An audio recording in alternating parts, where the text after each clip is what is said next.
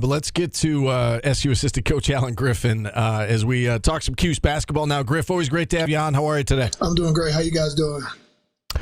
We're doing well. So I guess before we jump into Virginia Tech, let's talk about the last game, the loss at Virginia. It was a game where they came out red hot. You guys dug yourself a little bit of a hole and made a nice comeback in the second half. Ended up coming up 7 points short. What do you take away from that game as a coaching staff? Basically, we can't dig ourselves a hole. I think that's about 3 straight games where we just dug ourselves a hole and we had to, make these comebacks. And, if you want to win in this league, you can't hurt yourselves. And I just thought that, the Virginia game, we missed 4 or 5 bunnies right at the rim. Jesse missed a dunk. Joe missed 2 point-blank layups, so forth. So when you want to win a game like that on the road against a top 15 team in the country, you just can't hurt yourselves. And I just thought in the first half we hurt ourselves. You mentioned Jesse, and he's in your player position. What did Coach Boeheim called him a mystery after the Virginia game? What is going on with him, and why is he struggling to score around the basket? Yeah, teams are being much more physical, and they're taking away what he does best, and that's, his ability to roll to the basket and catch the ball on the move. So now he's catching the ball flat-footed, and teams are pushing him out way out of, his comfort zone, and it's just making, life difficult for him. So, he has to make the adjustment as a player. I think coaches, we designed some stuff that we're going to kind of go to kind of get him back to getting on the move. Hopefully that'll help him position himself to catching the ball a little bit closer to the basket. And then, ultimately it's up to him to, put the ball in the basket. He's missed a lot of, going back 3 games now, Boston College, Louisville, and Virginia. He's missed some shots that he normally would make with a dunk, with 2 dunks being 2 shots that he missed. So, again, he just got to step up to the plate and deal with the physicality of what teams are trying to do to him, and I think he'll be fine. Griff, you mentioned the slow start against Virginia, and we've seen that several times this year, getting off to a slow start. Do you have a reason for it? Is there something as a coaching staff you could put your finger on as to why we've seen some of these slow starts of late? The only thing I could put my finger on, is probably youth. Some of it early on too is inexperienced. Like the handoff with John Bowl. That's just unfortunate. You can't start the game up with the possession and turn the ball over. And Virginia they made a good play on the ball, but we got to be a lot more sharp coming out of a huddle and executing our game plan. And that's just not to call John Bowl out. That's just to pinpoint why I think we get off to slow starts, and then our concentration level kind of as the game goes, it kind of starts to tune in, and whereas we need to have that concentration level at the beginning and from the very start, and I can attribute that to a little bit of just youth and experience. John Bowl got the start because Benny Williams was out. You're back at it tomorrow night. Can you bring us up to date with Benny? Is he back practicing again? Do you expect to see him in uniform tomorrow night? Do you have an update on him? Yeah, I think so. I think with Benny is game by game, day by day. It's one of those things where he's been sick, and it's just one of those things where we just gotta wait it out. But I think we got a great medical staff who's attending him and putting him in the best situation as possible in terms of his recovery. And we just gotta wait. I thought Malik Brown came in and gave us a tremendous effort. And we just gotta all hands on deck. And if Benny can't go, then we just gotta kind of fight it out again.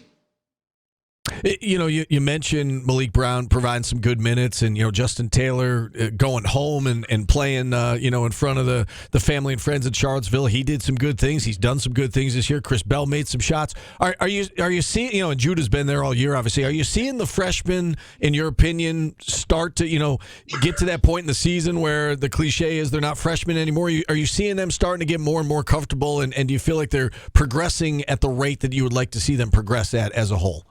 Yeah, definitely. We as a whole, our team has gotten better.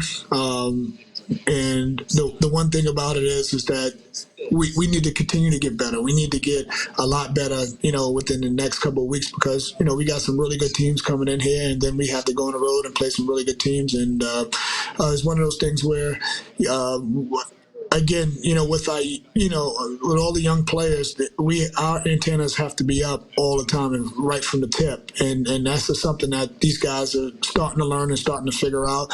And when we can come out and really attack from the opening tip, that's where our team is really concentrated and headed in the right direction. So we kind of got to get to that point, but.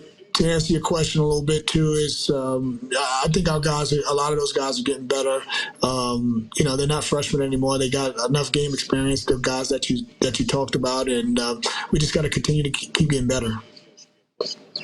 Griff, you look at this opponent tomorrow, Virginia Tech, and they had high expectations coming into the year, and it hasn't quite gone the way they expected. They're 1-4 in conference play, but you look at the results. Like the record is one thing, but the results. They lose in overtime to Boston College. They lose by 2 to Wake Forest. They lose by 3 to Clemson, who's unbeaten in the league. They lose by 4 to NC State in another game that went down the wire. They've played a lot of close games. They haven't gone their way. What can you tell us about Virginia Tech, and what stands out to you about this Hokies team? Well, they have an experienced team. They start, I think, with 4 seniors and a junior. They bring experience off the bench, and then they got some really good key first-year players. They're a very good team. They're well coached. The one thing that they do, they put 3 to 4 guys out there all the time that can make shots from the perimeter. Then they got Mutz, who's a matchup nightmare inside. He can play on the perimeter as well as play inside. So they have a really, really experienced team with guys that can really stretch the floor. So that's what makes it difficult for us. We've played really good defense, and we've gotten to shooters throughout the years, and we just got to make a concentrated effort to be in there on the catch with this Hokie team because they can really fill it up. Griff, what do you make of this conference as a whole? You've got Clemson leading the way, 5-0. Miami and Pitt next in line, and then the big boys that we all expect to be at the top. Virginia, Duke, Carolina, all at 3-2. You're at 3-2. Wake's at 3-2. Florida State. It seems like this conference is wide open. What do you make of the league so far? Yeah, part of it is that the conference is young. I mean, you look at Duke. Duke, they got a bunch of freshmen. You look at us, we got 6 freshmen and a sophomore transfer. When you kind of look across the league, there's a lot of youth, and what's happening is that it's starting to play better. The teams are starting to get better as the season progressed. So, and then the teams that's at the top, they have the experience. Virginia is just, ahead of our shoulders to me, over everybody in the league just because, again, their experience, but also, too, they got shooting, they got size inside, they got guard play. So I just think that the league is starting to play better. Got to a slow start, but starting to play better now because the freshmen are starting to understand what it takes to winning at this level throughout the league, not just our team. All right, and last one for you. As we look ahead to this game tomorrow against Virginia Tech, you touched on the Hokies, what makes them so dangerous. With that in mind, give us the keys to this game tomorrow. What does it come down to? I think the key to our season is what we can do on the defensive end. Can we be there on the catch, make guys take tough shots? That's going to be my answer all year, but also, too, just rebounding. I think, being able to go into Virginia and out-rebound them, that shows improvement in that area. So we just got to make sure we can kind of get to those 2 things, and I think the offense will take care of itself. Yeah, +7 on the glass against Virginia on Saturday. 7 o'clock tip tomorrow night inside the Dome, Syracuse and Virginia Tech. Griff, as always, appreciate the time. Good luck tomorrow night, and we'll talk to you again next week. All right, thanks, fellas. All right, Alan Griffin, SU assistant coach. And with that, we're up against the top of the hour.